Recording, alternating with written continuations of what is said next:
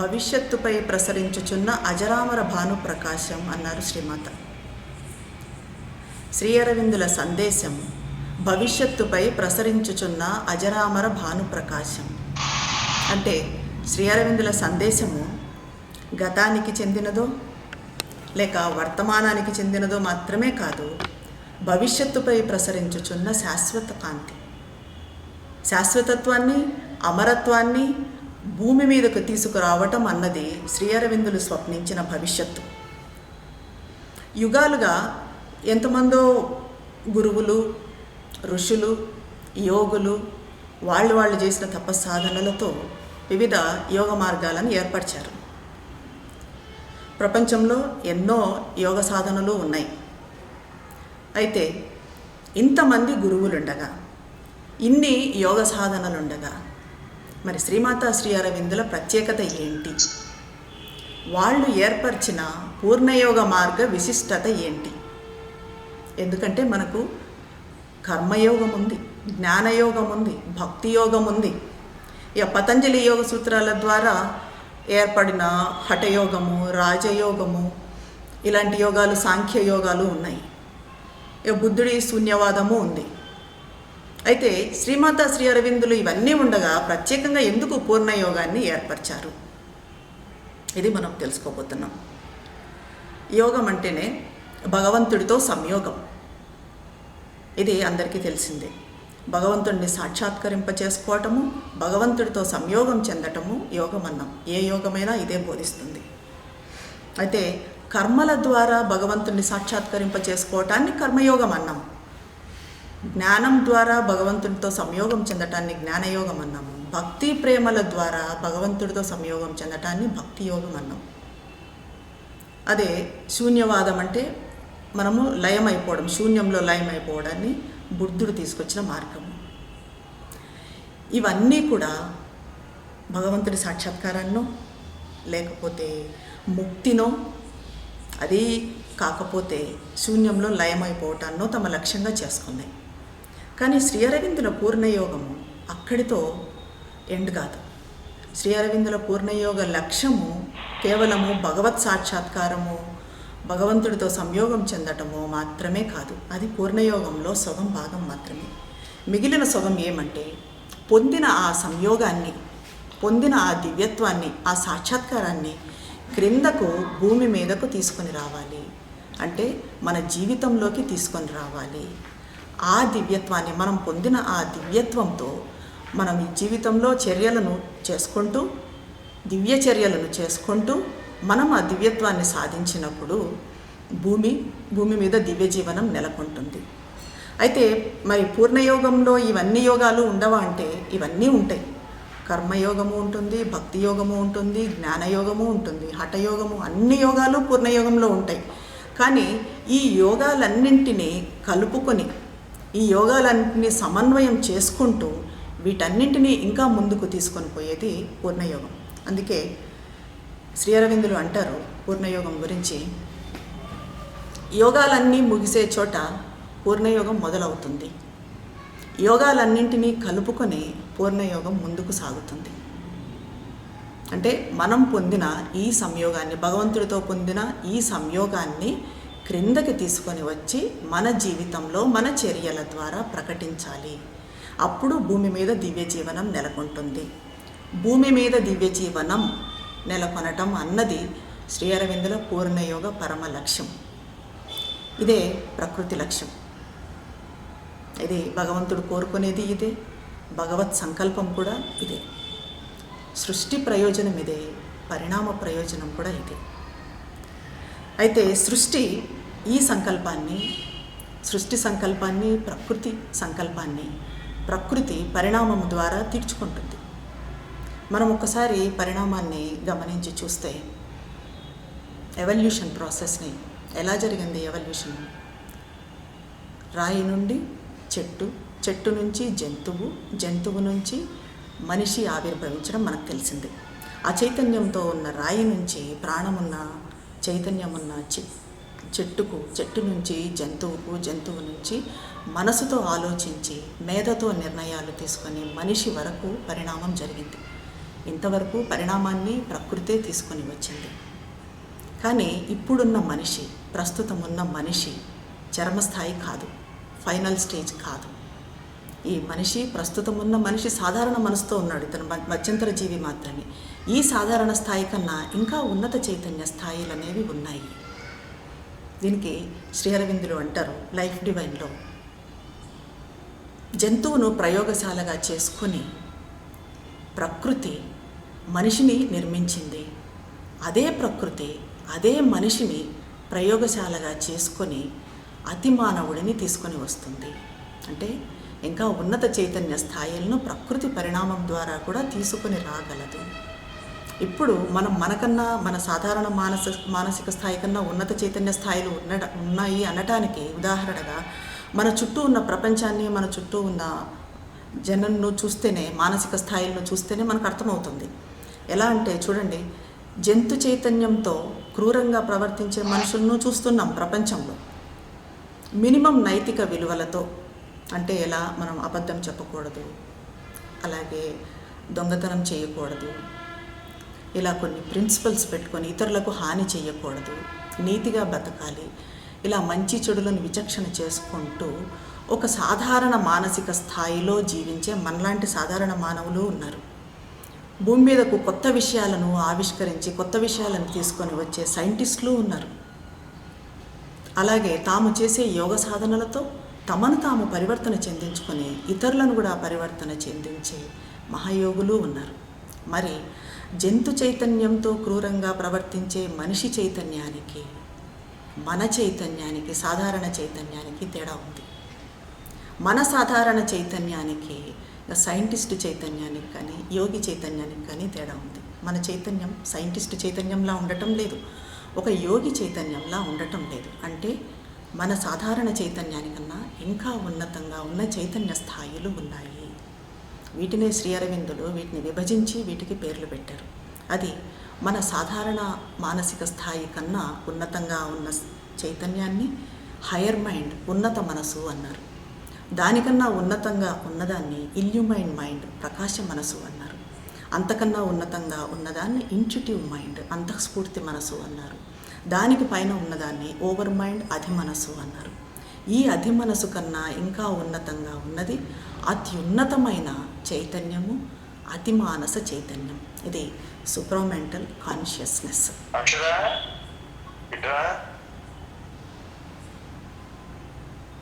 ఏ చైతన్యమైతే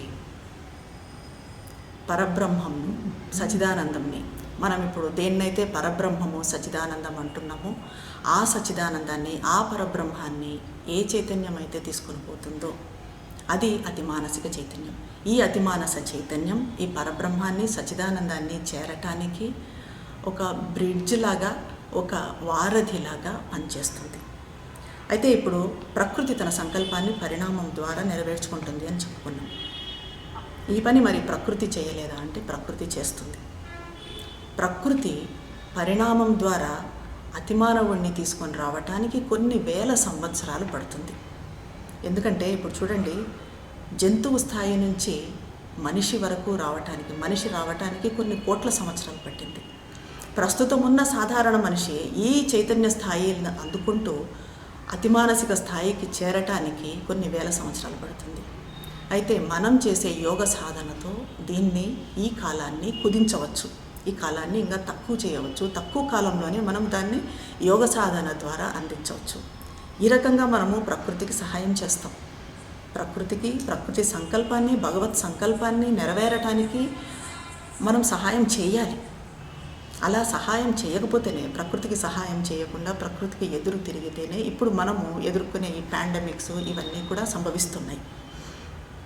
అయితే ఈ అతిమానస చైతన్యాన్ని శ్రీ అరవిందులు 1956 ఫిబ్రవరి 29న భూమి మీదకు తీసుకొని వచ్చారు. ఇంకా దీన్నే, ఈ అతిమానస చైతన్యాన్ని ఈశావాస్యోపనిషత్తులో మహర్షులు దర్శించారు.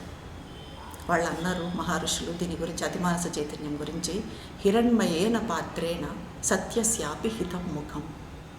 హిరణ్మయేన పాత్రేణ సత్యస్యాపి హితం ముఖం అంటే పరమసత్యానికి బంగారు మూత కప్పబడి ఉంది. ఒక బంగారు మూత పరమసత్యాన్ని కప్పి ఉంది. ఆ బంగారు మూత తొలగినప్పుడు ఈ పరమసత్యము కిందకు ప్రవహిస్తుంది.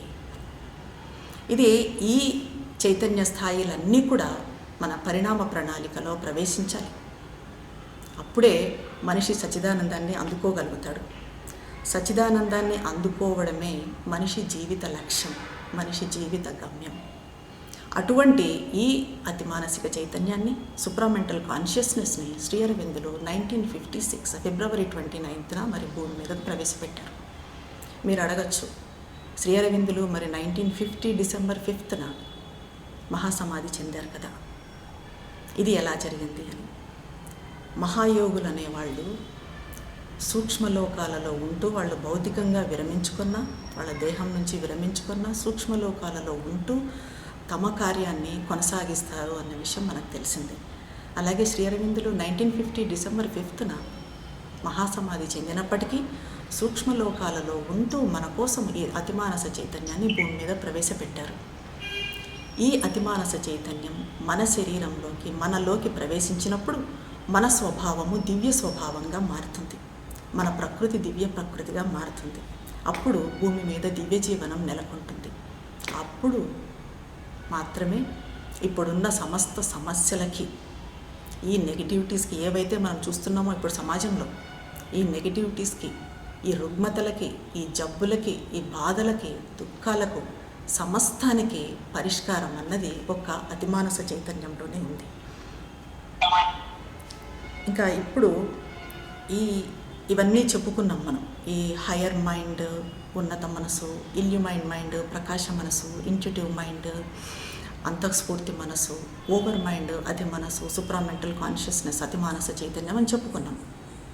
అయితే ఇవన్నీ మనకు ఎలా కనపడుతున్నాయి? మన సాధారణ చైతన్యానికి అందని ద్రాక్ష పళ్ళలాగా ఊరిస్తున్నాయి.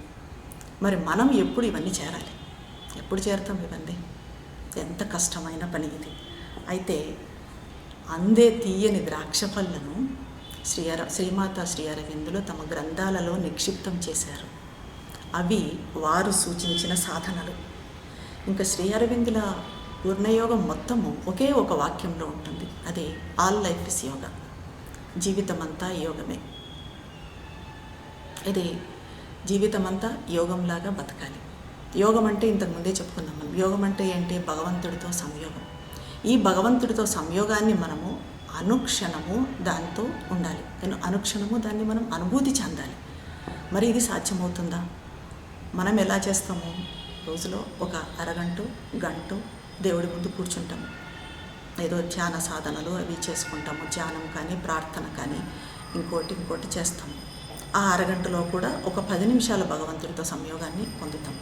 ఇంకా తర్వాత ప్రార్థనా గదిలోంచి బయటికి వచ్చిన తర్వాత, దేవుడి గదిలోంచి బయటకు వచ్చిన తర్వాత మన వ్యాపకాలు మామూలే, మన ప్రవర్తన మామూలే. కానీ ఇలా కాదు. అక్కడ పొందిన మానసిక స్థితిని, ఆ 10 నిమిషాలు మనం పొందిన ఆ నిశ్శబ్ద స్థితిని, ఆ ప్రశాంత స్థితిని బయటికి వచ్చిన తర్వాత కూడా మన జీవితంలో ప్రతిఫలింప చేయాలి. అప్పుడు జీవితం అంతా యోగమే అవుతుంది. మన జీవితం మొత్తము భగవంతుడితో సంయోగం చెందుతూ ఉన్నట్టే ఉంటుంది. ప్రతి నిమిషము భగవంతుడికి సమర్పించుకుంటూ, భగవంతుడి నామజపం చేసుకుంటూ, ఈ రకంగా భగవంతుడితో సంయోగంలో ఉన్నప్పుడు మన జీవితం అంతా యోగమే అవుతుంది. ఇంకా పూర్ణయోగము ముఖ్యంగా 3 అంశాల మీద ఆధారపడి ఉంటుంది.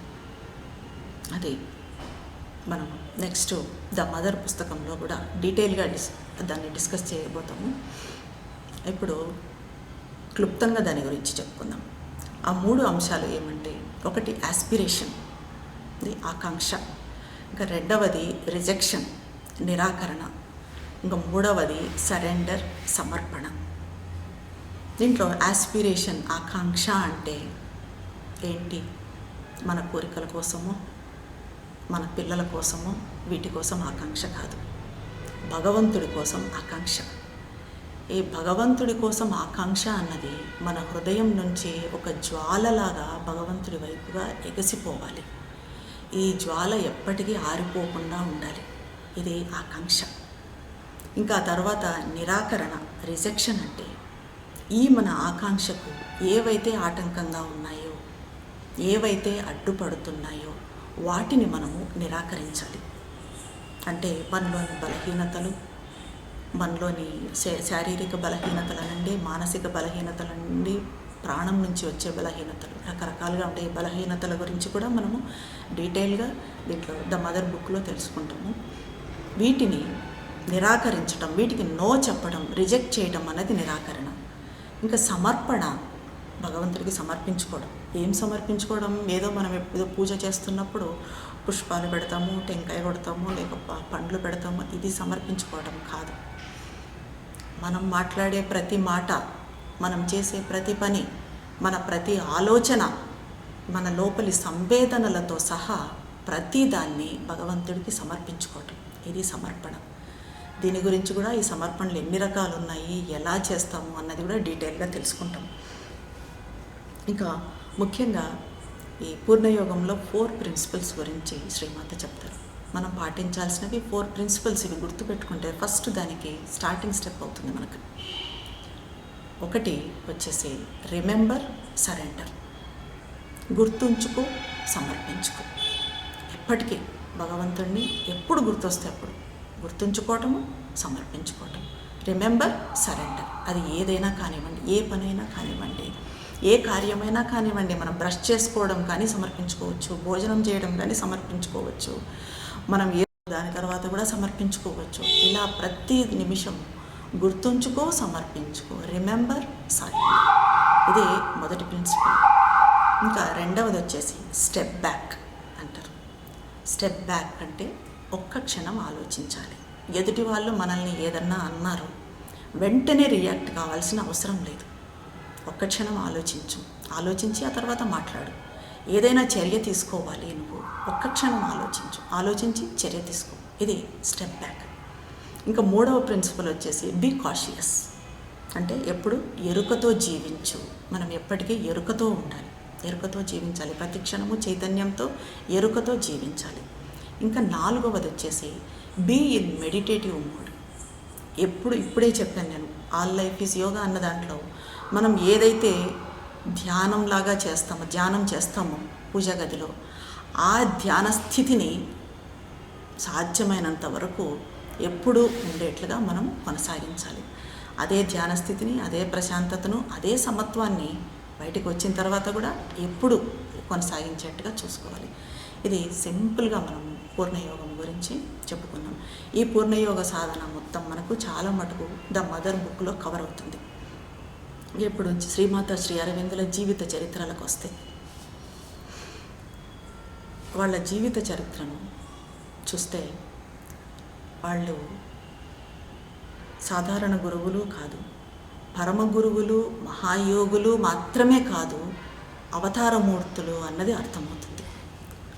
స్వామి వివేకానంద అంటారు, only grandeur can appreciate grandeur, only God can know God అంటారు. అంటే ఒక మహత్వం మాత్రమే ఇంకొక మహత్వాన్ని ప్రశంసిస్తుంది. భగవంతుడు మాత్రమే భగవంతుడిని తెలుసుకోగలుగుతాడు. అయితే శ్రీమాత శ్రీ అరవిందుల జీవిత చరిత్రలను అర్థం చేసుకోవాలన్నా, వాళ్ళు ఏర్పరిచిన పూర్ణయోగ మార్గాన్ని మనం తెలుసుకోవాలన్నా కూడా అంతటి మహత్వానికి, అంతటి భగవంతుడి స్థాయికి ఎదక్కపోయినా మనము మన చైతన్యాన్ని కొంచెం ఉన్నతం చేసిన, మన భావనను కొంచెం ఉన్నతం చేసినా కూడా దాన్ని అర్థం చేసుకోగలుగుతాం. మనిషిగా జన్మించి అవతారాల అత్యున్నత శిఖరానికి చేరుకున్న యోగీశ్వరులు శ్రీ అరవిందులు అంటారు ఆయన జీవితం గురించి, నా జీవితం ఉపరితలం మీద జీవించినది కాదు, దాని గురించి ఎవరూ రాయలేరు. ఎందుకంటే ఆయన ఎప్పుడూ ఉపరితలం మీద జీవించలేదు. ప్రతి క్షణము ఆయన జీవితము అంతరం నుండే జరిగిపోయింది. ఆయన సింథసిస్ ఆఫ్ యోగాలో అంటారు, those who choose the infinite has been chosen by the infinite. Those who choose the infinite has been chosen by the infinite. భగవంతుడిని ఎన్నుకున్న వాళ్ళు అప్పటికే భగవంతుడి చేత ఎన్నుకోబడి ఉంటారు.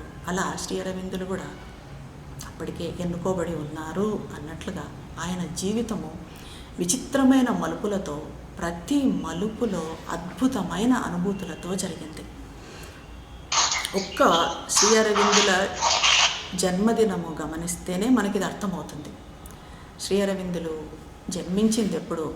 1872 ఆగస్టు 15న జన్మించారు. ఆగస్టు 15 విశిష్టత ఏంటో మనకు తెలిసింది. స్వాతంత్రం వచ్చిన రోజు. సరిగ్గా 70 సంవత్సరాల తర్వాత అదే ఆగస్టు 15 నాడు స్వాతంత్రం వచ్చింది భారతదేశానికి. అయితే శ్రీ అరవిందులు స్వాతంత్రం రావాలని, తన మాతృదేశానికి స్వాతంత్రం రావాలని ఎంతగా ఆకాంక్షించారు, ఆ స్వాతంత్ర సమరంలో ఎంతగా పాల్గొన్నారు అన్న విషయం మనకు తెలిసిందే. దీన్ని శ్రీ అరవిందులు దీని గురించి తన బర్త్డే రోజు, తన జన్మదినం రోజు ఇలా స్వాతంత్రం రావటాన్ని గురించి శ్రీ అరవిందులు అంటారు, ఇది నేను ఆకస్మిక సంఘటనగా భావించటం లేదు, యాదృచ్ఛిక సంఘటన కాదు, నేను చేయబోయే మహత్ కార్యానికి దివ్యశక్తి ఆమోదముద్ర అన్నారు. 7 సంవత్సరాల వయసులోనే శ్రీ అరవిందులను ఇంగ్లాండ్కు పంపించారు వాళ్ళ నాన్నగారు విద్యాభ్యాసం గురించి. ఆయన విద్యాభ్యాసం అంతా అక్కడే జరిగింది. ఆ విద్యాభ్యాస కాలంలో కూడా ఆయన అన్నింటిలో అత్యంత ప్రతిభను కనపరిచేవారు.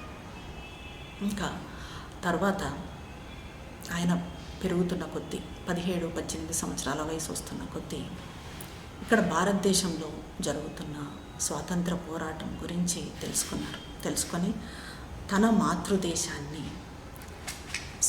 మాతృదేశానికి స్వాతంత్రం రప్పించడానికి, తన మాతృదేశాన్ని బానిసత్వం నుంచి పడేయటానికి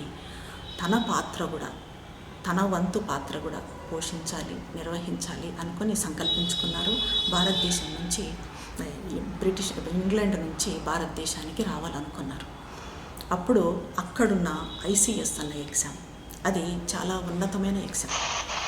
అక్కడున్న ఎగ్జామ్స్లో ICS ఎగ్జామ్లో ఆయన అత్యున్నత శ్రేణిలో ఉత్తీర్ణత సాధించినప్పటికీ దాంట్లో తనను తాను కావాలనే అనర్హుణ్ణి చేసుకుని భారతదేశానికి తిరిగి వచ్చారు.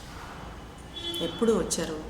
తనకు 21 సంవత్సరాల వయసులో భారతదేశంలో అడుగుపెట్టారు.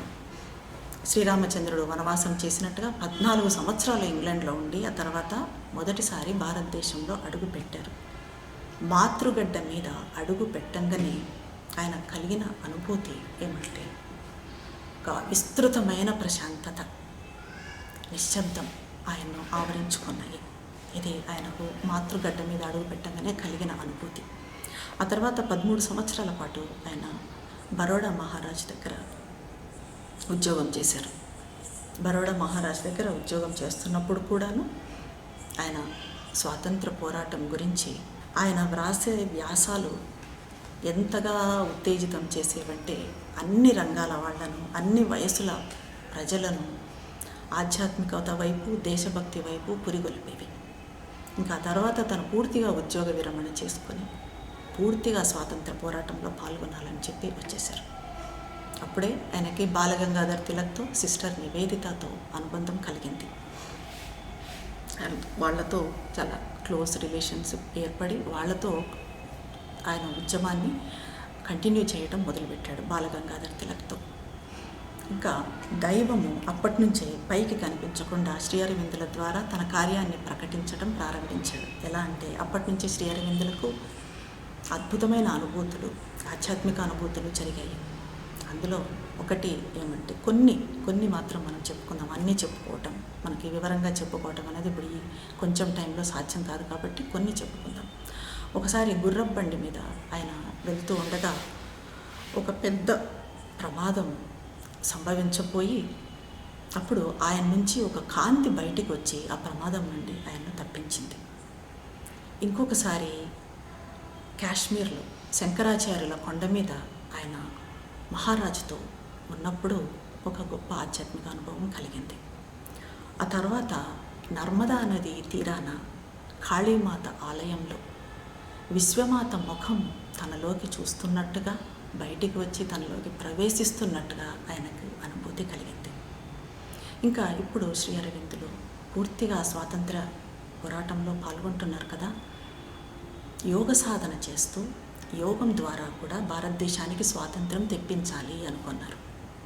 దీనికోసమని ఆయన అప్పట్లో తీవ్రంగా యోగ సాధన చేసేవాళ్ళు, ప్రాణాయామాలు గంటల తరబడి ప్రాణాయామం చేసేవాళ్ళు, ధ్యానం చేసేవాళ్ళు. అయితే యోగం నేర్చుకోవాలని చెప్పేసి ఒక మహారాష్ట్ర యోగి, విష్ణు భాస్కర్ లేలే అన్న మహారాష్ట్ర యోగి దగ్గరికి వెళ్ళారు. ఆయన్ని యోగం నేర్పించమన్నారు.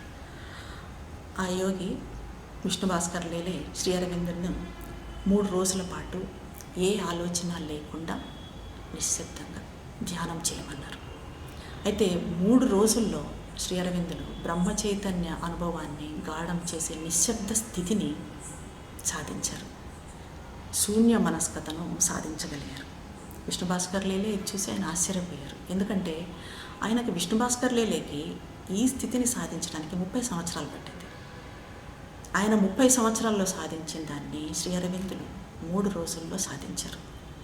ఇంకా ఆ తర్వాత వెంటనే ఈ నిశ్శబ్ద మనస్సును పొందిన వెంటనే ఆయన ఒక సమావేశంలో ప్రసంగించాల్సి వచ్చింది. అప్పుడు విష్ణు భాస్కర్ లేలే ఆదేశం ప్రకారం ప్రేక్షకులను నారాయణుడిగా భావించి ఆ సమావేశంలో ఆ సభలో ప్రసంగించారు. ఆ తర్వాత ఈ నిశ్శబ్ద మనస్థితిని శ్రీ అరవిందులు పొందిన తర్వాత ఆయన చేసే ప్రతి రాజకీయ చర్య, ప్రతి ఉద్యమము ఆ నిశ్శబ్దం నుంచే జరిగింది. దైవము తర్వాతి ఆధ్యాత్మిక అనుభవం కోసం శ్రీ అరవిందులకు అలీపూర్ జైల్లో ఒక వైవిధ్యమైన ఏర్పాటు చేశాడు. ఆయన 1 సంవత్సరం పాటు 1908 నుంచి 1909 వరకు 1908 నుంచి 1909 సంవత్సరం వరకు 1 సంవత్సరం అక్కడే అలీపూర్ జైల్లో ఉండాల్సి వచ్చింది. చేయని నేరానికి బ్రిటిష్ వాళ్ళు ఆయన్ను బంధించారు. అది వాళ్ళు అరెస్ట్ చేసింది, బంధించింది ఎప్పుడు 1908 మే నెలలో. ఆయనను బంధించి ఉంచిన గది ఎలా ఉండేది, ఎంత చిన్నది అంటే దాని కొలతలు 7x5, 7x5 అంటే ఒక్క మనిషి పట్టేంత గది. దానికి కిటికీలు లేవు, ఒక్కటే తలుపు ఉండేది. అందులోనే అన్నీ తినడము, నిద్రపోవడము, కాలకృత్యాలు తీర్చుకోవటము అన్నీ అందులోనే చేయాల్సి ఉండేది. ఇంకా ఆయనకు ఇచ్చే ఆహారము ఎలా ఉండేదంటే అన్నంలో పురుగులు, గులకరాళ్ళు, వెంట్రుకలు, దుమ్ము, చెత్త చెదారము ఇదంతా ఉండేది అన్నంలో. ఇంకా భవిష్యత్తు ఏంటి? ఉరికంబం ఎక్కిస్తారా, ఉరిశిక్ష విధిస్తారా, లేక దేశ బహిష్కరణ చేస్తారా, ఇదేదీ తెలియని సందిగ్ధ స్థితి. అప్పుడు కూడా అటువంటి స్థితిలో కూడా శ్రీ అరవిందుల మానసిక స్థితి ఎలా ఉండేదంటే వీటన్నిటికన్నా అతీతంగా ఉండేది. వీటికి ఆయన ఆ స్థితిలో కూడా భగవద్గీత, ఉపనిషత్తులు, పురాణాలు ఇవన్నీ తెప్పించుకున్నారు. ఇవన్నీ కూడా జైల్లో కూర్చొని చదవడం మొదలుపెట్టారు. అయితే ఒక్కసారి తీవ్ర సంఘర్షణతో, మానసిక సంఘర్షణతో ఆయన ఒకసారి భగవంతుణ్ణి ప్రశ్నించారు, వేడుకున్నారు. నేను నిన్ను ఏం కోరుకున్నాను, నువ్వు నాకు ఏమి ఇచ్చావు? నా మాతృదేశానికి స్వాతంత్రం రావాలి, అది వచ్చే వరకు, దాన్ని నేను తెప్పించే వరకు నువ్వు నా రక్షణగా ఉంటావని నేను విశ్వసించాను. మరి నువ్వు ఏం చేశావు? ఇప్పుడు నన్ను తీసుకొచ్చి ఈ జైల్లో పట్టిపడేశావు. ఇప్పుడు నేనేం చేయగలను? ఎందుకోసం చేశావు అని చెప్పి భగవంతుడిని వేడుకున్నాడు. ఆయనకి భగవంతుడి నుంచి సమాధానం వచ్చింది. అదేమంటే వేచి చూడు అనే సమాధానం వచ్చింది. ఆ తర్వాత కొద్ది రోజులకి భగవంతుడి నుంచి ఆయన అంతర్వాణి ఆయనతో చెప్పింది. భగవంతుడి నుంచి వచ్చిన అంతర్వాణి ఆయనతో అన్నది, నువ్వు చేయవలసిన కార్యం ఇది కాదు, నువ్వు నిర్వర్తించవలసిన మహత్కార్యం ఇంకోటి ఉంది. ఆ మహత్కార్యము నువ్వు నిర్వర్తించటానికి, ఆ మహత్కార్యం కోసము నీకు శిక్షణని ఇవ్వటానికే నేను నిన్ను ఇక్కడ తీసుకొచ్చి ఇక్కడ ఈ జైల్లో ఉంచాను అని ఆయనకు సందేశం వచ్చింది భగవంతుడి నుంచి. ఇంకా అప్పటి నుంచి ఆయన తన యోగ సాధనను తీవ్రం చేశాడు. శ్రీకృష్ణ సాక్షాత్కారం జరిగింది జైల్లో. శ్రీకృష్ణ సాక్షాత్కారం జరిగిన తర్వాత ప్రతిదీ ఆయనకి వాసుదేవుళ్లాగే అనిపించేది. ఆయన ఉన్న జైలు గది గోడలు వాసుదేవుళ్లాగే అనిపించేవి, ఆ తలుపు వాసుదేవుళ్లాగే అనిపించేది, బయట ఉన్న సెంట్రీ వాసుదేవుడే, ఇక పక్కనున్న ఖైదీలు, తోటి ఖైదీలు వాళ్ళలో వాసుదేవుడే కనిపించేవాడు, జైలర్లో, లాయర్లలో, జడ్జిలో అందరిలో వాసుదేవుడే కనిపించేవాడు. చివరకు ఆ జైలు ప్రాంగణంలో ఉన్న చెట్లలో కూడా వాసుదేవుడే కనిపించాడు. ఇది వాసుదేవ సర్వమితి అనుభవం, బ్రహ్మచేతన సాక్షాత్కారం, విశ్వచేతన సాక్షాత్కారం. అప్పటికే శ్రీ అరవిందులకు నిర్వాణ స్థితి అనుభవంలోకి వచ్చింది. ఇంకా ఇప్పుడు శ్రీకృష్ణ పరమాత్మ భగవద్గీతను సాక్షాత్కారం అయ్యి భగవద్గీతను ఆయన చేతుల్లో పెట్టాడు. ఇప్పటి నుంచి శ్రీ అరవిందులు గ్రంథ పఠనం అయితే ఏమి, యోగ సాధన అయితే ఏమి ఇంకా తీవ్రం చేశారు. ఆయన ధ్యానం చేస్తున్నప్పుడు ఆయన శరీరము గాలిలో తేలి ఇలా నిలబడిపోయేది. అలాగే ధ్యాన సమయంలో స్వామి వివేకానందులు వచ్చి ఆయనతో సంభాషించేవాళ్ళు. ఈ రకంగా స్వామి వివేకానందులు ఆయనతో 2 వారాల పాటు సంభాషించారు. ఈ సంభాషణలోనే స్వామి వివేకానందులే శ్రీ అరవిందులకు అతిమానస చైతన్యం వైపు చూపించారు. అతిమానస చైతన్యం అన్న పేరు స్వామి వివేకానందులు పెట్టలేదు, అది శ్రీ అరవిందులు నిర్ణయించిన పేరే. కానీ దాన్ని ఎలా చేరాలి, దాన్ని చేరగలిగింది నువ్వే అన్నట్టుగా స్వామి వివేకానందులు దానివైపు పయనించే కీలకాన్ని శ్రీ అరవిందులకు చెప్పారు. స్వామి వివేకానందులు శ్రీ అరవిందులకు సూచించారు. దీంతో ఇంకా శ్రీ అరవిందులు మహోన్నత ఆధ్యాత్మిక అనుభవాల ఫలితంగా పూర్తిగా పరివర్తన చెందిన మహాయోగిగా జైలు నుంచి బయటకు వచ్చారు. జైలు జీవితము శ్రీ అరవిందులకు ఎలా ఉండేది, ఎలా మారింది, అది ఆశ్రమ జీవితంలాగా మారింది. ఇంకా బయటికి వచ్చిన తర్వాత 1909లో బయటికి రాగానే ఉత్తరాపరాలో ఆయన ఒక సమావేశంలో ప్రసంగించాల్సి వచ్చింది. ఎంతమంది ప్రేక్షకులు? 10,000 మంది ప్రేక్షకులు. 10,000 మంది ప్రేక్షకులలో గుండు సూది కింద పడితే కూడా వినిపించేంత నిశ్శబ్దంలో, పూర్తి ఆధ్యాత్మిక వాతావరణంలో ఆయన ఇచ్చిన ప్రసంగాన్ని 10,000 మంది ప్రేక్షకులు మంత్రముగ్ధులై విన్నారు. ఆ తర్వాత శ్రీ అరవిందులకు ఆల్రెడీ భగవంతుడి నుంచి ఆదేశం వచ్చింది కదా, నువ్వు చేయవలసింది భారత స్వాతంత్రం కాదు, భారత స్వాతంత్రం కోసం పోరాటం కాదు, అది భారతదేశానికి స్వాతంత్రం ఎలాగైనా వస్తుంది, అంతకన్నా ఉన్నతమైన అంతకన్నా మహత్తరమైన కార్యాన్ని నువ్వు నిర్వర్తించాల్సి ఉంది అని చెప్పి ఆదేశం వచ్చింది కదా శ్రీ అరవిందులకి. అప్పుడే దీని తర్వాత శ్రీ అరవిందులకి పాండిచేరి వెళ్ళు అన్న ఆదేశం వచ్చింది భగవంతుడి నుంచి. అప్పుడు శ్రీ అరవిందులు పాండిచేరికి వచ్చారు. ఎప్పుడు వచ్చారు?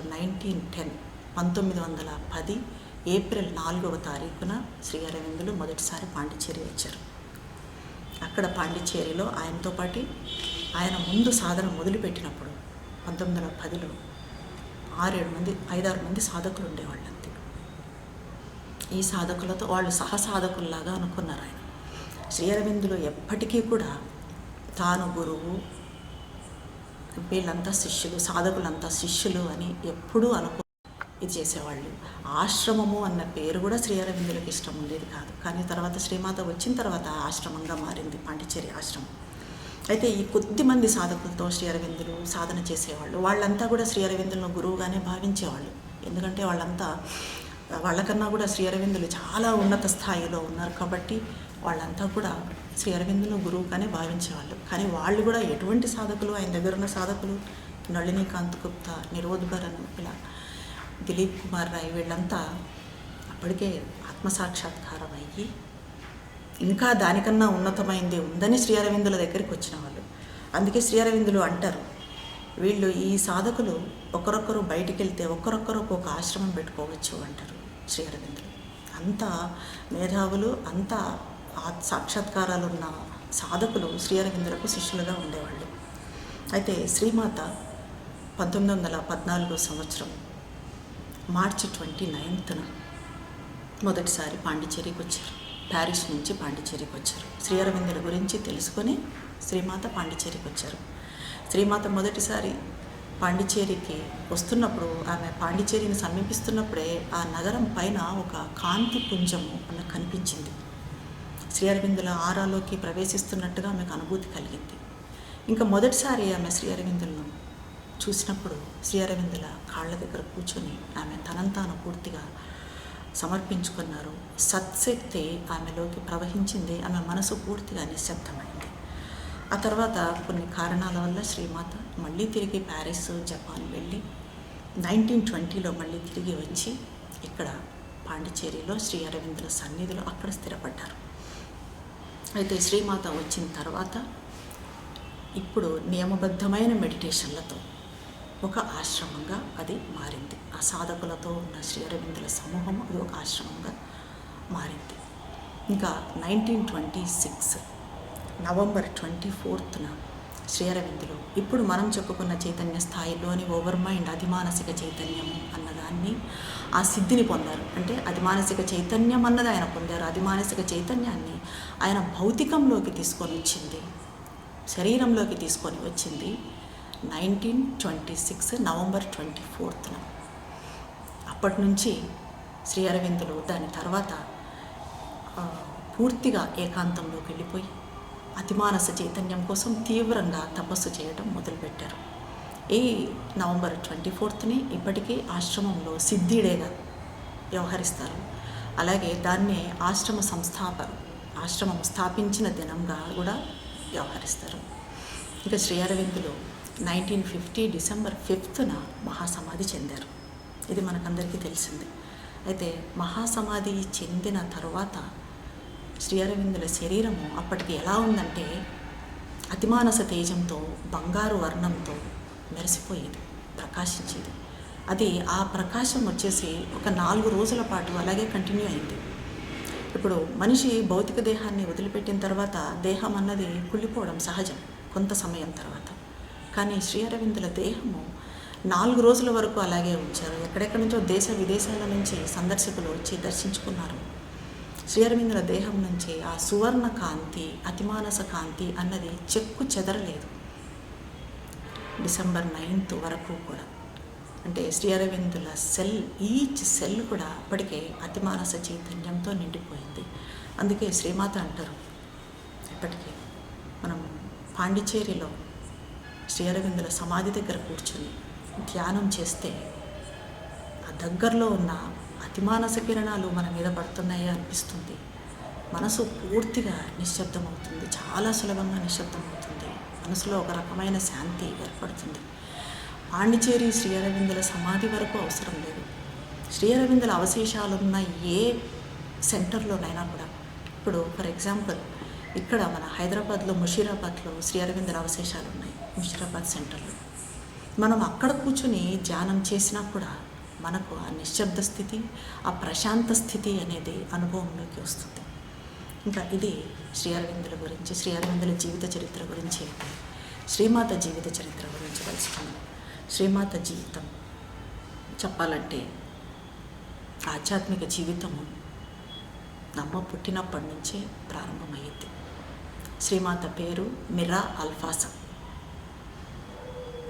1878 ఫిబ్రవరి 21వ తారీఖున ప్యారిస్లో జన్మించారు శ్రీమాత. 4-5 సంవత్సరాల వయస్సు నుంచే శ్రీమాత గంటల తరబడి ధ్యానంలో కూర్చునేవాళ్ళు. ఆమె కోసం ప్రత్యేకంగా ఒక కుర్చీ ఉండేది. ఆ కుర్చీలో కూర్చొని గంటల తరబడి శ్రీమాత ధ్యానం చేసేవాళ్ళు. ఎప్పుడూ సీరియస్గా ఏదో బాధపడుతున్నట్టుగా ఉండేది శ్రీమాత. అయితే వాళ్ళ అమ్మగారు శ్రీమాతను అడిగేదట, ఎందుకు ఎప్పుడు ఏదో పోగొట్టుకున్నట్టు బాధగా ఉంటావు అని. అప్పుడు శ్రీమాత ఆమెతో అప్పుడే 4-5 సంవత్సరాల వయసులోనే వాళ్ళ అమ్మతో సమాధానం చెప్పేదట, ప్రపంచంలో ఉన్న అందరి దుఃఖాలు, సమస్యలు, కష్టాలు తీర్చవలసింది నేనే కదా అని అనేదట. అయితే శ్రీమాత శరీరంతో, శ్రీమాతలో ఏదో అతీత శక్తి ఉండేది. శ్రీమాత శరీరంతో అతీత శక్తి అసాధారణమైన పనులు చేయించేది. దీనికి ఉదాహరణ ఏమంటే 6-7 సంవత్సరాల వయసులో శ్రీమాత స్కూల్లో చదువుతున్నప్పుడు ఆ స్కూల్లోనే ఒక అబ్బాయి, 13 సంవత్సరాల అబ్బాయి అమ్మాయిలను ఎక్కువగా ఏడిపించేవాడు. అయితే శ్రీమాత అబ్బాయి దగ్గరికి వెళ్ళి, నువ్వు నోరు మూసుకుంటావా లేదా అని గద్దించేది అన్నారు. శ్రీమాతకు 7 సంవత్సరాల వయసు, ఆ అబ్బాయి 13 సంవత్సరాల వయసు. శ్రీమాత పీలగా ఉన్నారు, అబ్బాయి చాలా దృఢంగా ఉన్నాడు. అంటే అబ్బాయి వినకుండా దాన్ని కంటిన్యూ చేశాడు. కంటిన్యూ చేస్తే శ్రీమాత ఒక్కసారిగా అబ్బాయిని 2 చేతులు ఎత్తి పైకెత్తి కిందకి కుదేశారు. ఈ రకంగా అసాధారణమైన పనులన్నీ జరిగిపోయేవి శ్రీమాతతో. 10 సంవత్సరాల వయసులో శ్రీమాత ప్యారిస్కి దగ్గరలో ఉన్న ఫౌంటైన్బ్లూ అడవుల్లో సంచరించేవాళ్ళు. అక్కడ ఆ అడవులలో ఒంటరిగా తిరిగేవాళ్ళు. అక్కడే అడవుల్లో చెట్ల కింద కూర్చొని ధ్యానం చేసేవాళ్ళు శ్రీమాత.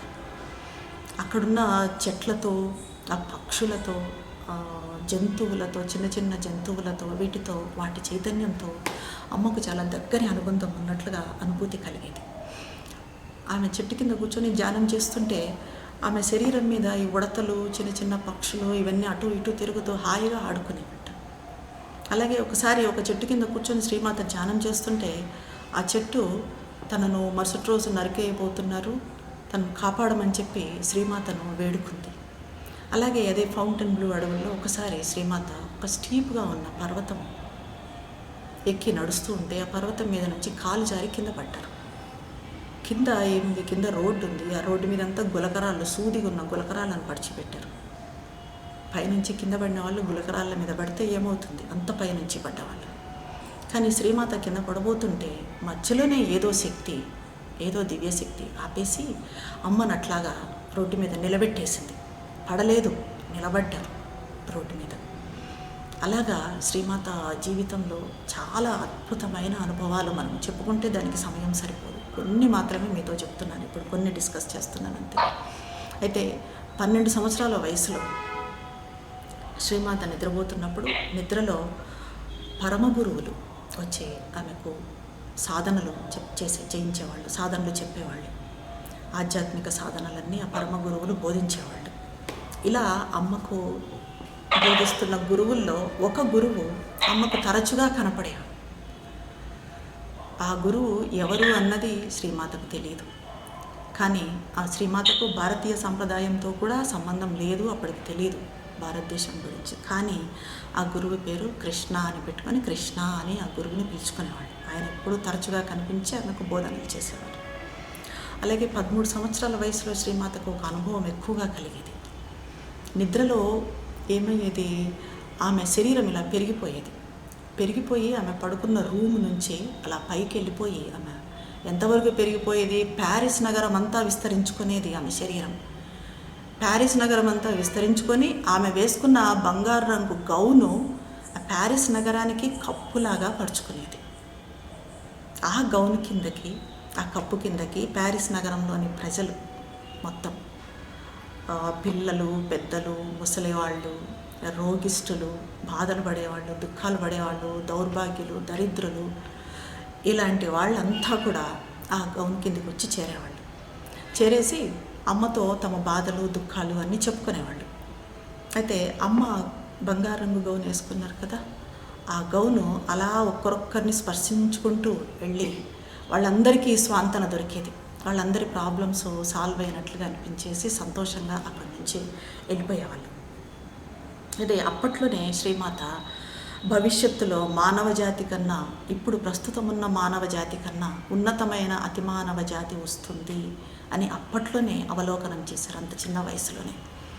ఇంకా 18-20 సంవత్సరాల వయసులో శ్రీమాతకు ఒక భారతీయుడు స్వామి వివేకానందులు రాసిన రాజయోగం పుస్తకాన్ని ఇవ్వడము, శ్రీమాత రాజయోగం చదవటము జరిగింది.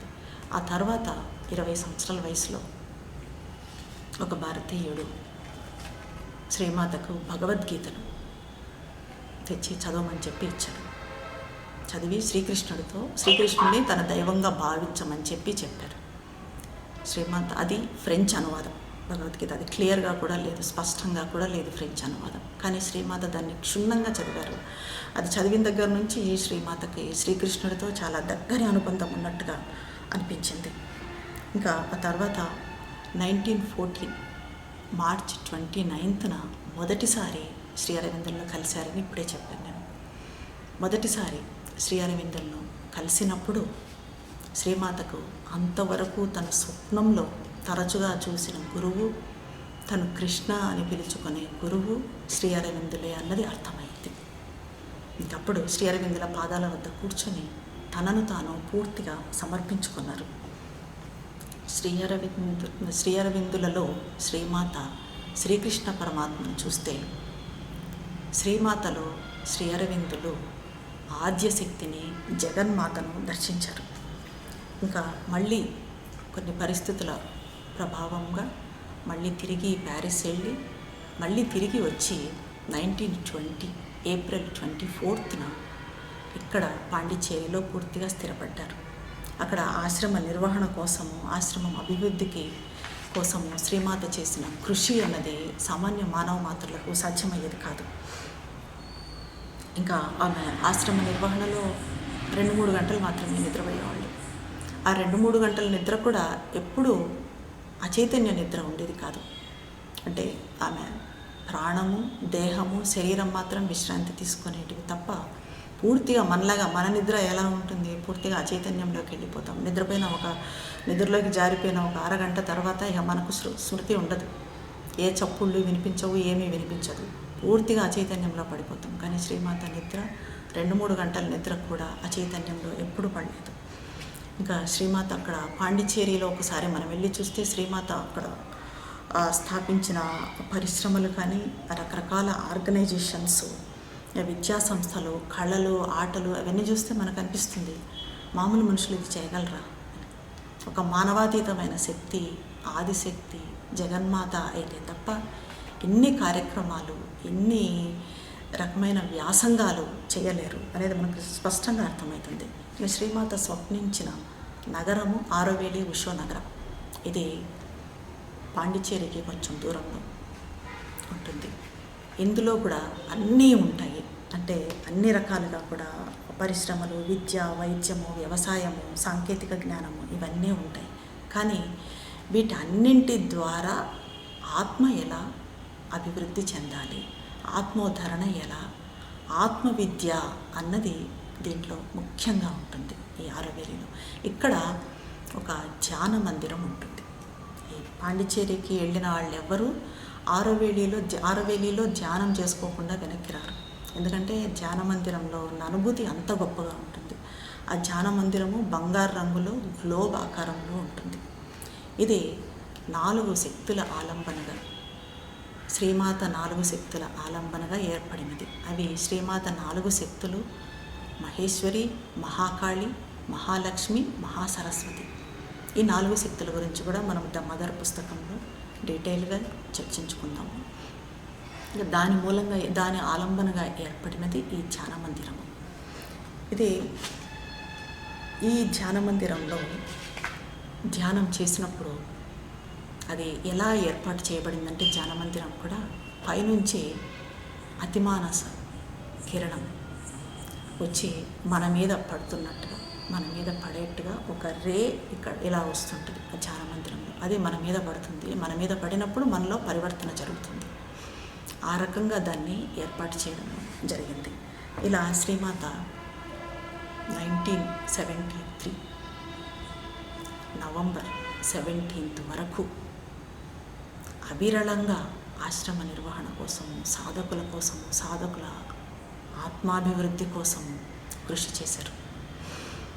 ఆమెకు 95 ఇయర్స్, అప్పటికి 95 ఇయర్స్ వరకు కృషి చేసి నవంబర్ 17, 1973 భౌతిక దేహం నుంచి విరమించుకున్నారు.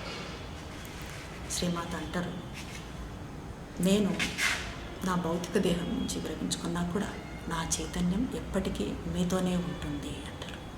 ఇది శ్రీమాతను పూర్తిగా విశ్వసించి, పూర్తిగా సమర్పించుకున్న సాధకులకు ఇది ఎప్పటికీ అనుభూతిలోకి వస్తూనే ఉంటుంది.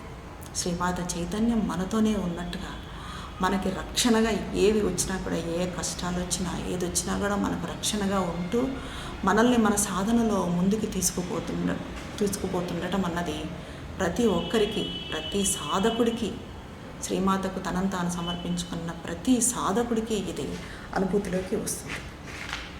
ఇంకా శ్రీ అరవిందుల గురించి చెప్పుకున్నాము, శ్రీమాత గురించి చెప్పుకున్నాము.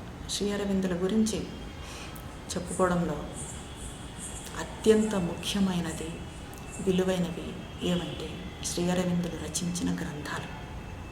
అవి అద్భుతమైన అమృత గుళికలు. ఒక ద లైఫ్ డివైన్ కానివ్వండి, ద సింథసిస్ ఆఫ్ యోగా కానివ్వండి, ఇప్పుడు మనం చెప్పుకోబోయే ద మదర్ చిన్న పుస్తకం ద మదర్ కానివ్వండి, essays on Gita, commentaries on Upanishads and secrets of Veda రహస్యాలు, హ్యూమన్ సైకిల్, ఏది ఆయన ఏ టాపిక్ సృష్టి ప్రారంభం నుంచి అతిమానస చైతన్యం వరకు ఏ అంశాన్ని కూడా వదిలిపెట్టకుండా అన్ని అంశాలను అందులో చర్చించారు. ఇంకా ఆ పుస్తకాల నిండా ఉన్నదేమంటే శ్రీ అరవిందుల అధిమానసిక చైతన్యం. ప్రతి పదము, శ్రీ అరవిందుల పుస్తకాల్లోని ప్రతి పదము అవి ఇంగ్లీష్లో ఉంటాయి, ఇంగ్లీష్లో రాశారైనా. దాంట్లోని ప్రతి పదము కూడా ఆ చైతన్యంతో తనిపిసలాడుతూ ఉంటుంది. మనం చదువుతున్నప్పుడు అది మన భౌతికంలో ఎలా పనిచేస్తుంది, ఎలా మనల్ని పరివర్తన చెందిస్తుంది అన్నది మనకు అనుభూతిలో కూడా వస్తుంది. వీటన్నింటిలోకి అతి అద్భుతమైన కావ్యము మీకు అందరికీ తెలిసింది, అందుకే నేను ఫస్ట్ అది ప్రస్తావించలేదు. అది మీరు ఎక్స్పెక్ట్ చేయొచ్చు. సావిత్రి మహాకావ్యం. సావిత్రి మహాకావ్యం గురించి శ్రీమాత అంటారు, Savitri is Mantra of world transformation. ప్రపంచాన్ని పరివర్తన చెందించు మహామంత్రరాజము సావిత్రి. సావిత్రిలోని ప్రతి పదము ఒక మంత్రశబ్దమే. మనము లలితా సహస్రనామం చదువుతున్నప్పుడు చాలామంది లలితా సహస్రనామం చదువుతారు. ఎటువంటి అనుభూతి కలుగుతుంది మనకు? అది అర్థమవుతుందా? అర్థం కాదు. దాంట్లో పూర్తి అర్థం తెలియకపోయినా కూడా ఆ శబ్దంతోనే మనకు ఇది శక్తి ప్రవహిస్తున్నట్టుగా అనిపిస్తుంది. అలా శ్రీ అరవిందుల సావిత్రి అర్థం కాదని చాలామంది అంటారు, కానీ శ్రీ అరవిందుల సావిత్రి అర్థం కాకపోయినా కూడా ఇంగ్లీష్లో ఊరికే దాన్ని ఉచ్చరిస్తున్నా కూడా మనకు 10th క్లాస్ ఇంగ్లీష్ వచ్చినా చాలు, దాన్ని ఉచ్చరిస్తున్నా కూడా ఆ పద ప్రయోగంలోనే, ఆ పదము మనం పలకటంలోనే అది ఆ శబ్దము మనలోకి ప్రవహించి మనలో గొప్ప పరివర్తన, మన చైతన్యంలో గొప్ప పరివర్తనను తీసుకొని వస్తుంది. ఇంకా ద మదర్ అన్న బుక్ మనం నెక్స్ట్ సెషన్ నుంచి ప్రారంభించబోతున్నాము. దీంట్లో ఇప్పుడు మనం చెప్పుకున్నట్టుగా పూర్ణయోగ సాధన మొత్తం ఉంటుంది. యాస్పిరేషన్, సరెండర్, రిజెక్షన్ గురించి ఉంటుంది. ఇంకా డబ్బు, ధనశక్తి అన్నది సొసైటీ మీద ఎలా పనిచేస్తుంది అన్న దాని గురించి ఉంటుంది. ఇంకా శ్రీమాత 4 శక్తులైన మహేశ్వరి, మహాకాళి, మహాలక్ష్మి, మహాసరస్వతి. అసలు ఈ 4 శక్తులు ఏమిటి? మనకు తెలిసిన మరి మహాలక్ష్మి, మహేశ్వరి కానీ, మహాకాళి, మహాసరస్వతి మనకు తెలిసినవి ఉన్నాయి. అది ఎలాగో మహాసరస్వతి అంటే విద్యకు అంటాం, మహాలక్ష్మి అంటే డబ్బుకు అంటాం, సంపదకు అంటాం, అలాగే మహేశ్వరి అంటే సమత్వానికి అంటాం. కానీ అంతకన్నా లోతుగా శ్రీ అరవిందులు దర్శించి ఒక్కొక్క శక్తిని కూడా, ఒక్కొక్క శక్తి స్వరూపాన్ని కూడా వివరించడము ద మదర్ పుస్తకంలో ఉంటుంది. దీంట్లో ఇంకా మనము ఏ సాధనల ద్వారా వీటిని, ఈ శక్తులను మనలోకి తెచ్చుకొని, మనలోకి ఆవాహన చేసుకొని, అంటే ఎలా మనల్ని మనం పరివర్తన చెందించుకోవచ్చు అన్నది కూడా ద మదర్ పుస్తకంలో డీటెయిల్గా శ్రీ అరవిందులు వివరిస్తారు. ఇంకా ఇటువంటి అద్భుత జ్ఞానాన్ని ప్రసాదించిన శ్రీమాతకు, దివ్యజననికి శతకోటి వందనములు సమర్పించుకుంటున్నాను. ధన్యవాదాలు. మీరేమైనా ప్రశ్నలుంటే అడగచ్చు.